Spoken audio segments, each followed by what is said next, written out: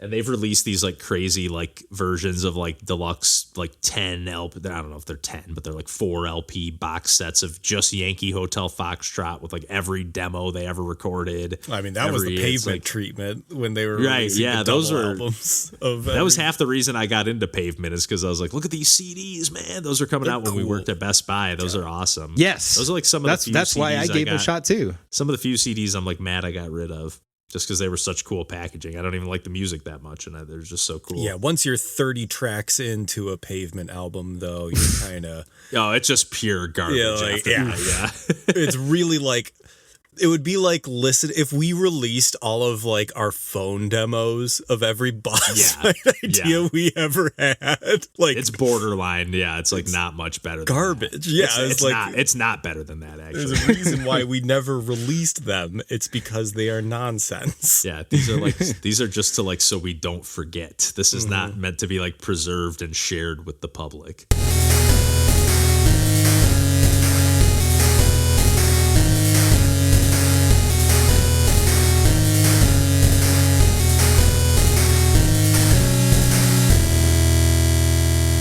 Hey everybody, welcome to Pursuing Pixels. My name's Kevin Portelli, and I'm here tonight with John Hines. Hey there. And Randall Nolery. Hey folks. And we are back as always to talk about some video games. I feel like the last handful of sessions we've been talking about like how long it's been between our our last recording session. This time not so much. I think this is the first time we've done like 2 weeks back to back in a little while here. But I don't know about you guys, but in the meantime, I had a few games on the back burner anyways, but I've been doing a ton of gaming since the last time we even talked. It's great. Just with like, I haven't had any plans in like the afternoons or evenings after I get home from work. And I've just been like, don't feel like doing anything other than just fire up some games. No NBA or NHL playoffs on at the moment for the last few days. So, yeah, I don't know. How about you guys? Been doing a bunch of gaming or squeezing some in here and there? A little bit. I've been busy, actually. Same, although I've been managed to boot up a couple of things, especially on Xbox. I've mentioned before, but I'm avoiding touching anything on Switch now that my Switch 2 just got a shipping notification. It's incoming, so I'm gonna wait to play any other Switch stuff until that is in my hands. I totally feel that. Yeah, there's definitely a ton of games on my Switch that are just like, okay, this is off limits for now until. I just fired up Bakaru for a few minutes the other day, and I was like, let's just wait and see if they maybe add a patch, or even just if it just maybe runs a little better on Switch. Yeah, and that's a new release anyway, so yeah. So I'm like, fingers crossed, maybe they'll patch it, or have it maybe release a new version, and maybe I'll double dip and buy it again.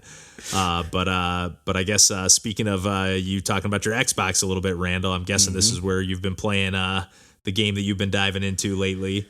Yeah, Indiana Jones and the Great Circle on Xbox Series X from Bethesda. I think one of maybe the first notable release since Microsoft bought them out, as far as like one that was at least a timed exclusive and more or less developed from that point on since the purchase. Maybe. Yeah. And I'll preface, like I always do, I'm not like the world's biggest Indiana Jones person. I don't know that I've ever watched any of those movies sober enough to remember most of the characters, motivations, etc. Indiana Jones has his dad quips or whatever, and he punches Nazis, and that's a good enough starting point, I guess, to do something with. You can do a lot of punching of Nazis and shooting of Nazis in this game too, which is pretty cool. Nice. Yeah, it's actually really nice. It's like it's easily acceptable gratuitous violence in that case, which is wonderful. But this came out in December 2024. It's one where we were talking a little bit before the pod, Kevin, about, booting this up when it came out because it was a Game Pass release. That's how... I don't think I realized it was so recent. I thought it came to Game Pass after the fact and it had been out for a while. Day one, baby. Day one, first party. Although it is coming to the other consoles, or may have already, for that matter. But... And I even did a lot of times they'll do a thing where you're a Game Pass Ultimate person. Do you want this upgrade version or whatever for $20-$30? I'm like, sure. Okay. I'll get whatever MacGuffins or extra material. It all blends together. But it's basically like first person Uncharted, I would say, if I was going to like kind of dilute it down to a simple pitch. Is that's what it is. And at first it takes a little bit getting used to in that case. Like doing first person platforming is always something that's not like immediately natural necessarily. And there is a decent amount of like jumping up onto the ledge and pulling yourself up, or jump over this chasm, or run away from the boulder. Of course, that's all this sort of stuff. And you do that stuff here, but you kind of get used to it. It ends up, I'd say, controlling pretty well. And like the hand-to-hand combat is pretty fun. There's little like submissions. There's one I just did where, because I found this one cellar key and because I got this one suit off of a Nazi or whatever, like they let me into their underground fighting area, and I had to like do some combat with dudes where you can't use your Indiana Jones gun or whip or anything. And, you have your hand-to-hand combat in several rounds with bigger and scarier guys. And we were talking a little bit about parrying before, and that comes into play here too. And once you get used to the timing of that, it can feel pretty good. And it's, I'd say, like just forgiving enough to be fun and in kind of like a mess around way. It's by no means a fighting game sort of difficulty when it comes to the combat, but it's engaging enough for that. Yeah. But I started playing it like within the first few days, I think within the first week of it dropping on Game Pass, and I played it for a bit, and I'm like, oh, okay, yeah, they put some money and time and care into this. And then other stuff came out and I dropped off of it, and then it was still there, and I pick it up for a little bit, and I'm like, I don't know if I'm going to talk about this, if it's really going to get its hooks in me. But every time I thought I was out, it pulled me back in. And, it did again. So, now I think I'm in. I've, nice. Several times this week I've played it, and, it doesn't take itself too seriously. It looks good. It's a pretty straightforward AAA action-y quasi-platform story focused thing. And, I don't even pay that much attention in most of the cutscenes, but it's got that Uncharted feel where the level design's pretty streamlined, I would say. Like you can look in corners for secret books and, puzzles that'll give you a couple more points so you can upgrade your combat ability or your health bar or whatever else. But you don't have to engage with that stuff necessarily either if you don't want to. And the game's not so difficult that it feels like you have to 100% it to see further progress. And it's easy enough to get around with the map.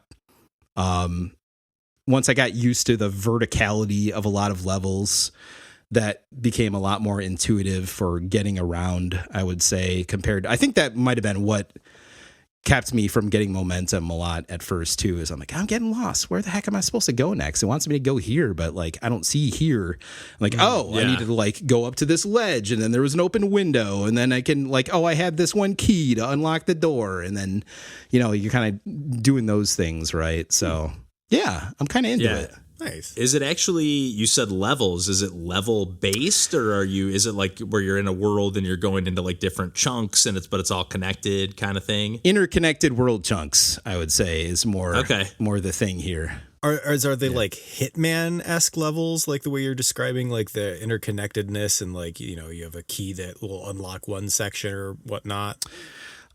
That's not a bad comparison that way, especially that like you can see there's other parts of this grand world level, but you can't get to it yet, or like there's way too many guards blocking the one like opening to a gate. And there's a bit of a Hitman aspect to like if you are around or going up to a guarded area, there'll be like a orange question mark circle above enemies' heads that you'll start seeing, like that'll start filling in as they're like, what's going on? Hey, sir, what do you do?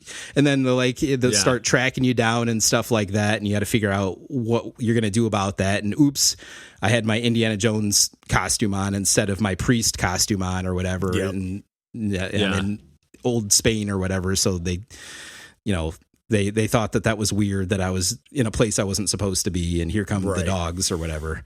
Yeah, no, but it's cool, and yeah, it's fun to. There's a lot of like sneaking through enemy territory, grabbing the money, grabbing the weapons. Weapons break, but again, that doesn't bother me. It's fine. There's a lot of little mechanics with your item stuff, but none of the mechanics seem so complex or deep that, you know, I feel like I have to study this game or it's the only thing I can play right. It's just kind of like it's a popcorny thing. I don't expect it to take horrifically long to get through, and I haven't played a AAA thing like this in a minute, so kind of refreshing that way. Nice. Yeah. I have only, you know, I booted it up on Game Pass as well when it first came out, I guess. I having not realized that it was like new. I just thought it was new to Game Pass at the time, but you had mentioned you were playing it. So I was like, oh, I'll fire it up and check it out. And I didn't play much, but even just the opening, like little bits, like just like the leaves, like waving in the wind, like on the title screen. And then you press start and the camera I love when I've said this a million times or a few times on the podcast before, but where it's like, so on the title screen, I think, and then the camera just kind of pans down and like the game just starts. Like, so like you've been just looking at the game world the whole time. I love those little touches in games. It just immediately sucks me in. Yep. And honestly, you talking about this, I talked a little bit about God of War on PS4 before we started. Like everything you're saying about that is like, or about this is like, that's exactly why I'm getting sucked into God of War. I'm going to table that for another time after I play some more of that one. Yep. But nonetheless, I'm just like, yeah, it's like not too hard. It's like, but it's challenging enough. But even when you're talking about where you're like getting like a little lost at first, like there was this one part I got kind of stuck in like a corridor looking for like a little secret thing, and my son just keeps going, there's chains on both sides. Hey, there's chains on both sides. You should see that there's chains on both sides. And I'm like looking around, I'm like, what the fuck? I got one of the things and there's nothing on the other side. And I'm like looking everywhere. I'm like, what are they talking about? And they were talking about something totally different, about just making progress in the game. I thought they were trying to help me solve the secret. Yeah, like you both grab a chain on the side of the wall or whatever. Yeah. And he's just standing in the middle of the room repeating himself every 10 seconds. Just like, okay, Jesus Christ. But like that aside, like it's just like, okay, it's like once I got used to like the lay of the land, it's like, okay, now I kind of just pathing me through the level. I don't have to think about it too much, and like I can explore a little if I want to. It's like that. I love that. It's like I'm playing a AAA game again. It's just like, man, I forgot games can look this good. Yep. And it was to the point where I was into it enough where I was backtracking, even though I didn't need to, just to like what other little items or like money or, there's a whole side thing where you also get a camera and you're taking pictures for this guy. Okay. And those pictures give you points that allow you to upgrade abilities that you get out of, buying books or whatever. And the books, teach you abilities or ways to, like I said, more health or more stamina or, better combat or, little tweaks like that. So like, okay, I get the loop of this, and kind of like a Metroidvania-ish kind of way. Yeah. Yeah. And the one thing I was going to say, too, that I kind of cut myself off before I got to the point, but I also thought the whip felt really cool. Like, it also took a little getting used to, but it's just such a different kind of mechanic. Yes. Again, I don't really play first-person games hardly at all, or AAA games, but, like, just right off the bat, like, the first couple, I was like, oh, that's not where I expected it to hit, or that felt a little either faster than I expected. I can't remember exactly. It's been a little while, but I was just like, oh, that was a little weird. But then after I did it a few times and like hit a few people with it, I was like, oh, this is kind of sweet. Yep. Like I could see this feeling really fun over time. So they definitely did kind of nail that whip mechanic, I thought. Yeah, and they use it for a lot of things like good games do. It's not, you can hit and stun enemies or whatever, but you can also do the thing where you whip around a pole that's up near the ceiling and there you go, traveling across the chasm. Nice. Like as if it were a vine, or, grabbing a ledge that's higher up that you couldn't jump to, but you can use your whip to go almost up like there. A grapple or something. Yeah, that's sweet. Yeah. So I like it. I'm into it. Nice. You might have sold me on going back to this one if I ever resubscribe to Game Pass, or maybe scoop up a physical copy down the road or something. On PS5 down the road potentially. Yeah. Yeah. You never know.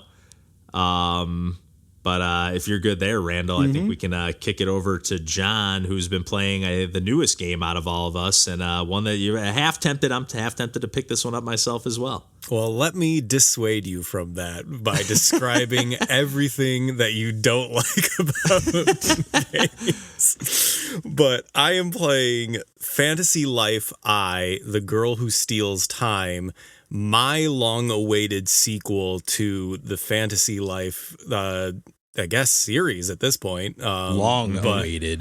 The 3DS title that I have brought up several times on this podcast in the past about. It was a single player MMORPG of like a really like sweet and fun little world where you had all these different lives, and the lives were like a job system where you could mine ore, and then you would take the ore and you would be a blacksmith, and then you would craft a sword that you would use as a mercenary. And they had all of these little self-contained loops of like interconnected lives where you would gather resources, then manufacture or craft something using those resources, and then use those to become more powerful in like a combat class. And the entire time that like I was replaying it for the podcast, like I was just thinking, it's like, God, this is such a good formula. I really wish that they would make a sequel for this game.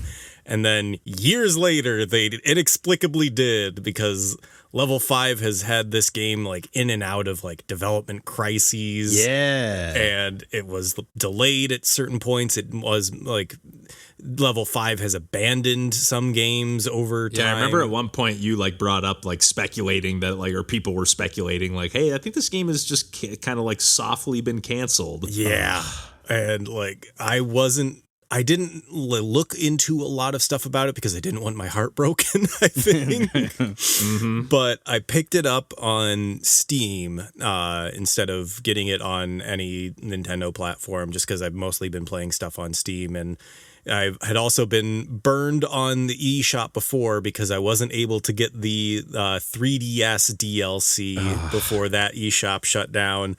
So an expansion. Yeah. So I went and I got the deluxe edition like right off the bat, because I'm like, I'm getting this to make sure that that like, I don't know, people know that I gave a shit about this game and wanted it off the bat. But yeah, it gives you a whole lot of nothing, like just some, which I'm actually grateful for. I don't like it when you get a deluxe pack or whatever in a game and it just gives you something that like breaks the game right from the bat. Right. Like, yeah, I hate that. Yeah. I hate that. I initially was like, I wasn't even going to use it, but then I looked and I was like, oh, I just immediately crafted something better quality than the like items that I was given in the deluxe pack. I'm like, that's great. I actually like that a lot. Yeah. But the game itself starts off as a pretty just like standard sequel to the original formula. They've added a little bit more to it. They've added at least 2 more classes. They've kind of have a pseudo class that's like a classless aspect just called Brand New. It doesn't have any quests or anything in it, but it's you just equipped with a stick.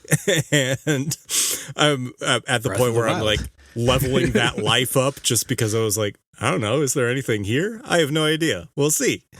But it's got like all of the same gameplay loops of like you going to the guild office and you choosing a new life, and there's a master that gives you quests, and they have removed some of the most abrasive things that I accepted that as like jank in the original title, where like you had to go to the guild office and change your life. You had like every single time that you wanted to change your life. Whereas in this one, if you approach a tree and start chopping it down, you automatically switch to the woodsman life. That's if you go cool. up to but the only thing that is kind of the one that you have to like actually manually switch is your combat class, but the second that you pull your weapon out, you just switch to that combat class. And it is every single crafting bench. You can access every single type of crafting instead of having to go to the blacksmith like swap crafting out bench. your character. And yes, So they have made it so much easier on like things that I didn't necessarily. They were pain points of the original game, but I accepted them because it was a unique game experience. Yeah. So right off the bat, that would just be enough for me. And I would have said, wow, what a great sequel. That's honestly amazing. That sounds so cool. It's like having like your whole party with you all at once, essentially, or something. I don't know. But in addition to that, they decided to also have like, so that has the time concept, which then it turns into sort of like a link to the past. There's a past, then a present, and, you know, the worlds are different. But also, one of the areas that you can go to is basically Breath of the Wild. And Breath of the Wild that you can level up the areas and enemies in. And then there's also an Animal Crossing like section that is in the original game. You had a house that you could, you know, be a carpenter and make furniture for. But now they're like, well, what if you just could do that for multiple people and you could build your own town and do that? And then they also have a procedurally generated dungeon like area that like change like there is so many different sequels. It feels honestly like they could have gone in so many different directions, and instead of like committing to one, they just decided to make all of them and in one game. You can access them all at any time. There's no real walling off at any. That was another thing about the progression of the original one, was that, you know, if you ever got bored doing one life, you could just switch and do another one, and like you could do that infinitely. And now they just have additional like entire games that you can do that too, where I was like, I haven't done the procedurally generated dungeon since that feature was introduced. I'm going to go back to that now that I haven't played it for like 10 hours and see what I can do there. Wow. And then after that, I was like, it's not like there's any pressure to do any one of them other than like the main quest, which is in the like standard game, even though they're all in the same game. It is a wealth of content that feels interesting in its delivery. Like JRPGs always have kind of a ton of systems that like, you know, might seem overwhelming or whatever, but this just honestly feels like they just made so many games and we're like, we don't want to cut this. We're just going to keep this in. And it's interest. I saw someone describe it as like, I've never seen a game like designed so generously. Yeah. Where it does feel like, this is a fully fleshed out, like this could have been a standalone game, but it's just an optional section that you can come to and do at any point. Like I've also mentioned like the Animal Crossing and like the Breath of the Wild. The Breath of the Wild section also feels very reminiscent of like Dragon Quest Builders as a series, which was also very open-ended and kind of gave you quests that you could go and do, but at the same time, you only needed to do them if you wanted to, other than like the main quest. And like, otherwise you could just like putz around and do whatever. And like, I don't know. It's an interesting type of game that I haven't like felt a lot of other than like Dragon Quest Builders, as like, here's a toy box and it's a really, really big toy box and do whatever. Man. And you guys were both pretty into Dragon Quest Builders, right? Randall, I remember you talking about that one too. Or I did some heavy dabbling in Builders and Builders 2. Back in its day. Yeah, I thought so. Yeah. Those are some great games, but like, Jeez, you're not talking me out of it. You're talking me more into it, to be honest, believe it or not. Awesome. Like, I feel, but like Kevin, I know that like you like having kind of a like, okay, here's what you need to do in a game, as I like opposed having to, more of like a path rather than a million choices. Yeah, it feels I get the impression that it would be overwhelming for you just because it's like, well, like, what do I do? And the answer is like whatever you want, but This is, I guess, in my mind, like how you and the boss fight guys have been talking about doing like Baldur's Gate 3. Like this is like my version of Baldur's Gate 3, like a little more simplified. Like if I could get a multiplayer party going to this and know that I had a couple friends committed to playing, like I think I could get into it. Is kind of more how I'm picturing it. Even though like when do I ever play online? Even when we talk about playing online, it's like we punt it for 5 weeks and then we eventually sync up. You know, it's like we don't really do it all that much. So it's like a wishful thinking more than anything. But it's like everything you're saying though sounds awesome, and it does seem like it takes away like some of those things that maybe that I would grind or grade up against in an RPG or whatever. Or a game that has a ton of crafting in it. Like it seems like they've like kind of streamlined a lot of that stuff, like just the way you seamlessly swap between not parties, but they added a sphere grid to the game. Like this is everything I want. Like put every RPG element I've ever enjoyed all into one game. It's adorable looking. It's so charming. They've kept all of the art design, like the music.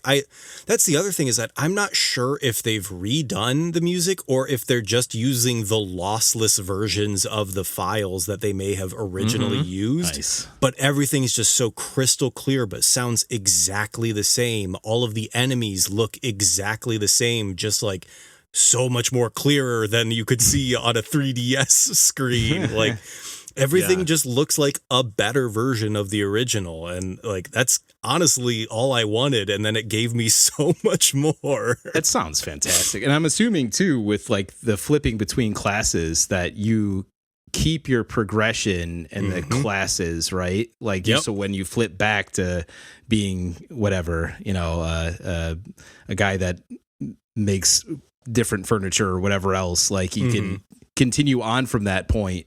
When you're in the mood for that, right? Like, the only thing that I'm kind of rubbing up against is that I'm like progressing in all of those simultaneously, as opposed to is like, oh, I'm going to do all of the like tailor quests now, whereas like I'm currently like at the blacksmiths, but I also have access to all the tailor crafting recipes, and I did 10 of them, and I saw that I unlocked a quest. Did I do enough to like advance in that, like from apprentice to adept? And I'm like, it's a little hard to like keep track of, and you can you change your equipment at any time, but like there's not a super easy way to optimize it. They have an auto equipped, but you still have 14 classes, so I'm just hitting the shoulder buttons, going to each class and being like, okay, well, I just made I was blacksmithing every tool for every class. Let's see if any of those were better than the ones I had equipped. So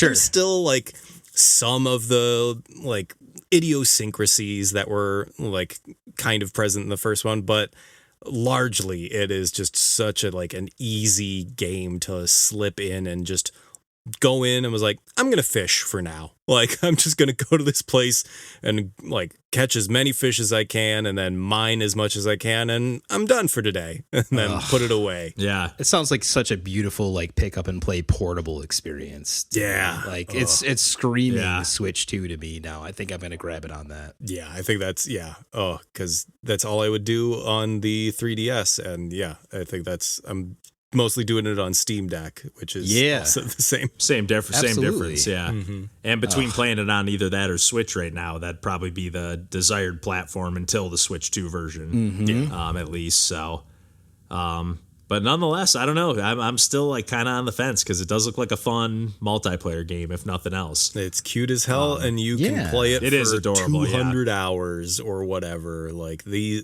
original game had so much content to keep you occupied, and this has like 4 times as much. Single player MMO is how it goes. Yeah, gotta cram that sucker. Wow, nice. But you could leave it there for now. I'm sure we'll get some updates down the road. Absolutely, as you keep chipping away.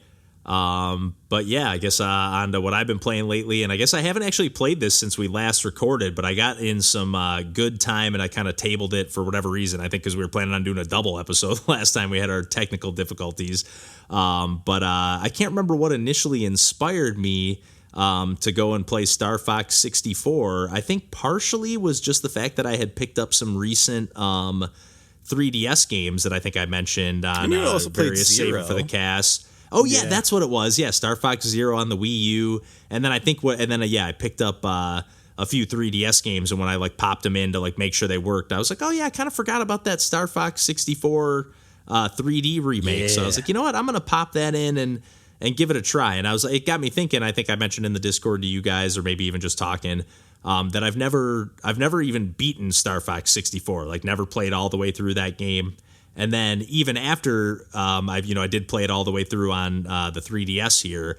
But then after I beat it on there, I was like, you know what? I've definitely never gone to any of the other levels. Like I'm like whatever like the basic path is that you just do like no matter what, no matter how good or bad you do, you're just that's the path that like always on the bottom right path is just the way I've always gone in Star Fox. So I ended up, I was like, okay, what are you supposed to do? So I looked up, because I knew I was pretty sure on the first level you're supposed to fly under those arches to do it, but I didn't know you also have to save Falco, which apparently I wasn't doing, because I always try to fly under those arches. And one thing I mentioned this to John, Falco, where you going? Yeah, the voice acting is awesome, and I will say the 3DS version is like pretty spot on, like to a T with all that stuff. Except the only thing they changed is, I told this to John when he was in town. And I was talking about these games, but for whatever reason, they changed Falco's line where he's like, "Hey, Einstein, I'm on your side." Yeah. They changed it in the 3DS version. He's like, "Hey, genius, I'm on your side." Oh, wow. And it just sounds, maybe it's just because it's baked into my brain, but it's like, it feels like, why is that changed or censored or whatever you want to call it? It doesn't feel like Einstein's a thing that needed to get changed. Reading of that, it's terrible. It just feels so antagonistic clunky. sarcasm you needed there. It's totally missing. Yeah, you're totally like Falco's whole character is like developed in that one line. Say, why is this asshole with us? Like, what's his deal? We love him. I don't know what you guys are putting my boy Falco on blast. No, he's probably my favorite of the characters. And then it's actually the voice acting is hilarious because I never made it further into the game up until, other than that dialogue line, like everything else seems like it's like 100% like almost beat for beat, beat for beat remake. I could do just like every like boss's death scream like probably could too. On command. It's pretty classic. Yeah. It's pretty classic for all of that stuff on both versions. But I did forget like how often like Peppy has all these weird lines. It's like, "Oh, your dad saved me just like that, Fox." "Oh, just like your father, he saved me like that 1,000,000 times before." And it just like it's like I'm bracing myself for you to say anything negative about this game, because I'm going to get so defensive so fast. I definitely don't have anything negative to say about either version of this game, other than I will say the 3DS version. It's not the best game to play on the 3DS, just because like you're like hammering on the A button to shoot, which is like then jerking the 3DS around, which is then messing up the 3D effect, like getting it out of your eyesight. So it's kind of like hard to play. And are you doing it on the new 3DS? Yeah. And my hand was just kind of cramping up a little bit. Yeah. Like, I mean, granted, that's just going to happen in general playing on a handheld system, but more than any other game I've ever played on the 3DS. Now, granted, I've only played a little bit of Kid Icarus Uprising after picking that up recently, too, which obviously has that Star Fox DNA to the max. Yeah. But yeah, it was the really 3D effect though. Hold on, the 3DS version, the 3D effect is fantastic. The like into the screen effect, I think, is one of the best showcases on 3DS of that effect. Oh, it's awesome. It looks sweet. Don't get me wrong. I just mean like it just kept getting out of my. I know that the new 3DS has that like eye sensor thing that's supposed to help a little bit, but it just seemed like more than usual. Like I feel like with any other game that I play with the 3DS, I can I got to hold it in the right angle, but like for the most part, I can, as long as I focus on that, I can pretty much it's not an issue. Where this game was like enough action where it's like, oh man, I'm moving the game, I'm moving the system around a decent amount while I'm pushing the buttons and hammering on A. Yeah. But the only thing, I won't say anything negative, but I do think this game is, for me, just like a little bit overrated. Like I do think it's just kind of basic, kind of like there's really, like I think really what makes it special is like all those little dialogue lines and all those little like touches that elevate it from otherwise just being like an on rails shooter that, you know, would That's be just pretty the cherry straightforward, on like Space Harrier or something. Because like this isn't the first game that kind of does like the 3D, you know, those were more pseudo 3D, but like this just takes it to the next level, gives it that like full blown, almost like movie level presentation. Like even the beginning where it has like the little like Nintendo like presents, like it just like it like gets you in the mood. It's like, hey, you're in for a treat. You're in for an experience here. And it definitely is that. I guess it's just like for me, and maybe it's just because I'm not that good at the game, but like by the end, like I think like the free roaming or whatever those sections all are range called. mode. All range mode. Like I really don't like those boss battles or those They're not the sections best very much. They're comparatively, real, and they're just like, like you're some just of like they them. take longer than they should because you're just like getting into position or waiting for things to trigger and like. You I didn't don't even know. fight Star Wolf. Yeah, I don't think I did. I might have actually. I might have. I don't know. Probably I don't know. Fortuna. But like I did beat the game, like I said, on 3DS, which is the first time I beat it. Although part of me was like, I did remember seeing that model of Andros, like that, like, you know, that like looks totally different from the 64 version, where everything else looks like looks really similar. I feel like you're like almost like, oh, this just looks like a nicer version, like almost like it could be an up-res version of the game. Obviously, it's not just that, but like that's like the only boss where I was like, oh man, this looks like totally different. That from how I Andros remember boss, it. now that I think about it, is like really well animated. Like it has so many like different like movement, like And like facial expressions Yeah, and stuff like it's that. Like super it's really expressive. detailed. Yeah. which he only works because he's like 40 times the size of an R-Wing. Yes. And the Fight with 3D his effect face. really helps there. But there were like a few like that, like the one like Lava Planet or whatever.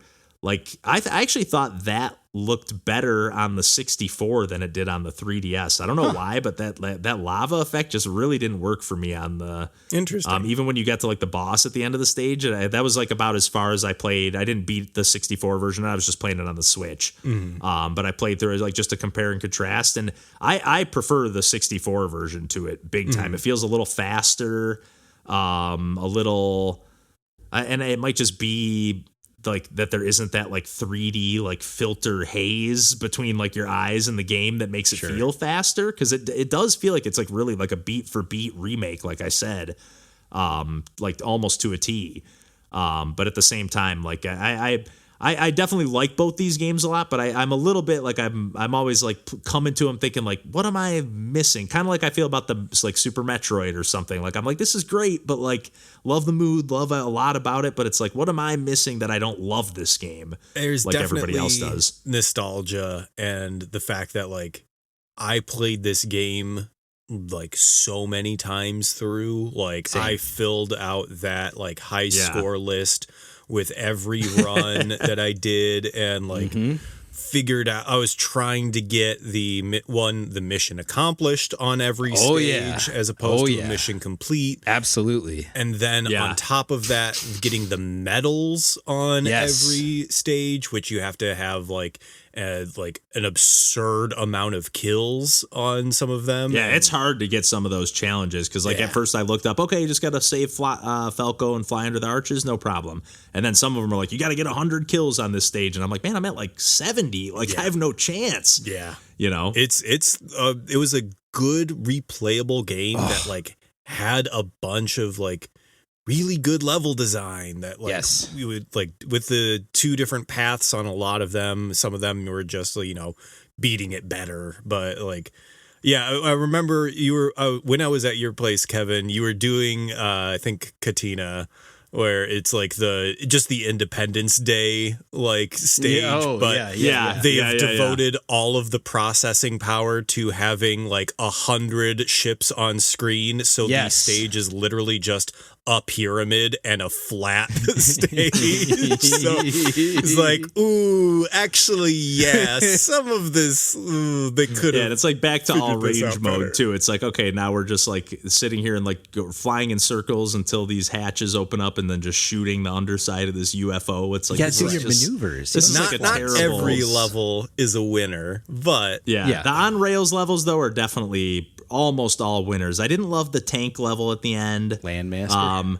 Kind of like it's almost too. like it's not terrible. Like it's nowhere near as bad as like a lot of the stuff we talked about in Star Fox Zero, where they're throwing like these new control schemes at you.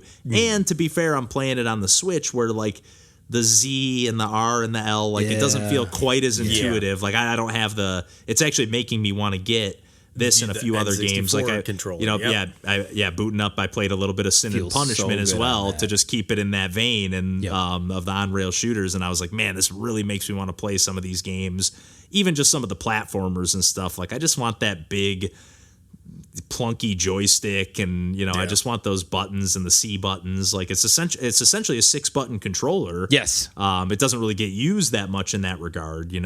It's almost used more like a 2-button controller with a couple extra like camera controls and stuff like that. But still, it's like it's hard to map that to a regular old controller these days. So it does make me want to get those. Even just doing like the barrel roll, and I eventually like got used to doing like the right analog stick movement with the whatever button press, but it took a little getting used to play it on the Switch emulator here, but it still works pretty well. Yeah, the aerial moves of like flipping upside down or whatever are like so much easier with those C buttons in combination. It's just so much more immediate. And they're like intuitive. It's like, oh, you hit the down one to slow down, or you hit the forward or the up one to get a speed boost. I forget exactly what they are, but And those are so much more useful in all range mode, especially in these Star Wolf dogfights, because you need to be positioning behind. Like Star Wolf will be chasing you down, but if you do like a wait for him loop, to then tail you'll position them But Lock if you him, don't like hit them quick enough, then they'll do a loop. So like, there's some really good aerial combat in that game. Agree. God.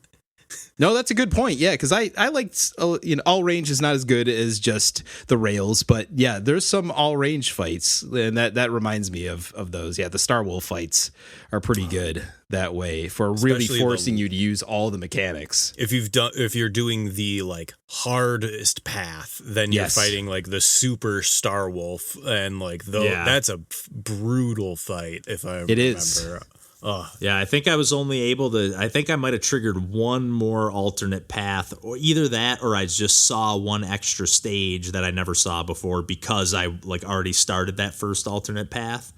And maybe that's part of why I don't have as much, because I had this game growing up too, and I played actually a decent amount of it of the multiplayer mode with my friends. I remember playing this particularly at one of my friends' houses. We would play the multiplayer mode, 4 players split screen. Yeah. Which is basically all range mode with 4 players, so it's even less interesting because it's like everybody's actually like good at the game, and they're all like, it's like impossible to chase somebody down, which makes it it almost makes it more interesting in some regards. So you play as the tank in that, but too, it's like I forgot about that you could and on foot, or am I just thinking about Star Fox Assault? I think you could. I think if you got everything, or maybe put a code in. I think I never I unlocked vaguely the remember on that. foot mode. So like when I heard someone describe that, I was like, that's a lie. Like that can't very be well true. could have been my it's a uncle. thing. That might have been my uncle works at Nintendo. I'm pretty sure I did it because I had a code. I do remember definitely hearing about that for sure, but I never was able to give it a try. Unlockable. Yep. I'm definitely on 64's multiplayer. Yes. How do you Nice. unlock it? That's a great. First, you have to earn a medal on every planet, and you got to do it in hard mode. Yeah, all that's the the reason why I medals. never did that. So it's definitely it's not a code. It's like you got to get good. In tanks. I mean, and we didn't even talk about the clunkiest part is playing the underwater level, even though it's super cool. The chugs. one underwater level. I don't think I saw that, so you guys will have to fill me in on that. It's an interesting one. Like it's is. another on rails one, but they just like switch it out. Like it's part of the whole Slippy is the engineer and has built a new like thing. Which like so it's actual different vehicle. Yeah. But it's a submarine. It looks like the gray. I'm pretty sure they just use the Gray Fox model, but make it smaller so that they don't have to create a new asset in the game. Yeah. But yeah, you have Blue like Marine. you have a photon torpedo, Yes. and then like it's like a little bit of like a flashlight puzzle, and like Yeah, it's just an extra little puzzle thing, and it's great. It's fun. It's moody, but it chugs tremendously on 64. But it's definitely still worth experiencing, I would say. That makes me curious to see it on the 3DS then, to try to make it to that stage. Look up how to get there. Or on the Switch Online. It probably is. Yeah, it might run a little smoother on there. Yeah. Although some of those games run worse, like we discovered on the Kirby 64. Like there's that glitch in the game where it's just like apparently not in the actual game. It's like only in the Switch Online version. Yeah. Where you just like can like die underwater, but you don't like, it doesn't like trigger that you're dead. So you're just like your corpse just keeps like floating. Or is it, there was something else with like the stone too that I remember. You like turn into stone and just stay stuck or something. I don't remember. But yeah, I don't know. I'm definitely happy that I went back and revisited this game. I was also pumped to see, I think I mentioned this to you guys last time just when we were sitting down before we recorded, but like the Star Fox 64 3D and Star Fox Command from DS were developed by Q Games. Yeah. Or at least in partnership with them, who have made the Pixel Junk games, among a few other things. And that just got me pumped. I've been a big fan of the Pixel Junk series for a long time. And I was like, I had no idea that they had like worked with Nintendo on some stuff. Yeah. So... let alone on like one of their, kind of flagship franchises. It feels weird to call Star Fox one because it feels like they definitely don't treat it like one these days. Yeah. Although there's got to be one in the works. There's got to be one. I just feel like how can they leave that on the table? But I guess they already have for this long. Yeah. It does kind of make sense. The whole, the whole Dylan Cuthbert connection that way though, because he was involved with the first Star Fox as well. I'm pretty sure it was like his demo that caused the 3D like, stuff. You're right. The FX2 chip. Oh, that's like maybe even just the first FX chip. That's kind of even cooler. I totally forgot about that. But yeah, I've listened to an interview like on a podcast where he was interviewed on a long time ago, and I remember him talking about that and going, "Oh, I had no idea that there were like." That he was involved in that. And the kind of sort of released now Star Fox 2. Yeah. Yeah. I fired that up briefly, not recently, but like a while back when it first came out and, however long ago. Yeah. And it was just okay. It's like a little bit confusing, but apparently it was like fully finished, to a degree. Yeah. Yes. So no, I do want to give it a little more of a fair shot. I mean, it's interesting. Agree. Yeah, it definitely feels like more of a mess than the first one. The first one's just streamlined, solid, good stuff. I don't want to undersell it here or act like I'm a hater or anything. I definitely enjoyed my time with it. I just feel like I'm missing something that I want to find, and it makes me want. That's like a weird thing that makes me want to replay a game sometimes. Where I'm like, I played it and I liked it, or I thought it was okay, but like. People seem to really love this one, or people that I agree with that I typically agree with, like this or something. Like, what am I missing? This is making me gonna go back to play Star Fox Assault, and we'll see how that one holds up to scrutiny. I've been looking for a copy. I haven't gotten a clean copy on eBay yet for a decent price. I've been keeping my eyes peeled GameCube too. games are so expensive, man. I know. I'll report back if you don't need to search anymore. But talking about this alone, I'm like, I just kind of need to own most of these Star Fox games because, like, Star Fox 64 to me, and it sounds like maybe to some degree to John too, like, is one of the platonic ideals of an on-rails shooter and like arcadey shooter experience. That's why I need to play the Panzer Dragoon games because, like, I need to play like other games that are at that level. Is why, in particular, the second one I think is quite good and well worth playing on Saturn. Yeah, and the first one's pretty solid too. For sure. And that remake is pretty good too, especially when you can grab it on sale for like $2. Which I think we all did at some point. Another game that like brings in the whole cinematic element of things into it as well. I would say, and a little bit of like story spice around the sides. In those games. Yeah, and that is sometimes all it takes to just give it a little bit of extra flavor, a little bit of extra flair to keep you interested. Mm-hmm. But I would also say that sometimes you can overspice, and that is what Assault is. Yeah, that's fair. Yeah, that's too funny. But yeah, nonetheless, I'm definitely glad I went and fired these back up, and glad I have the 3D version and 64 for that matter in my collection. And yeah, kind of curious to explore some of those other or other games in the series. Maybe actually play some Star Fox 2 or pick up Star Fox Command made by Q Games as well. Yeah. Because that seems like it has almost like a little bit of like a tower defense, like strategy element in the game or something like that. Maybe not tower defense, but like strategy mapping on the dual screen strategy and stuff. For sure, to some degree. Yeah. Which Star Fox 2 had a little bit of that too, Yeah. like where you're like kind of plotting out your course and stuff like that. So I don't know. I'd love to see another game in this series for sure. Oh, Me same. too. Yeah, it deserves it.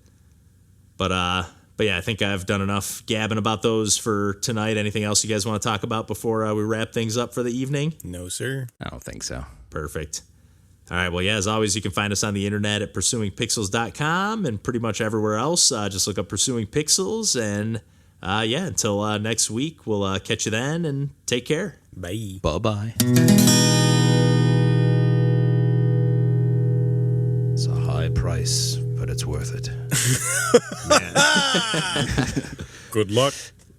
Yeah, I couldn't believe how much. Yeah, that sound exactly.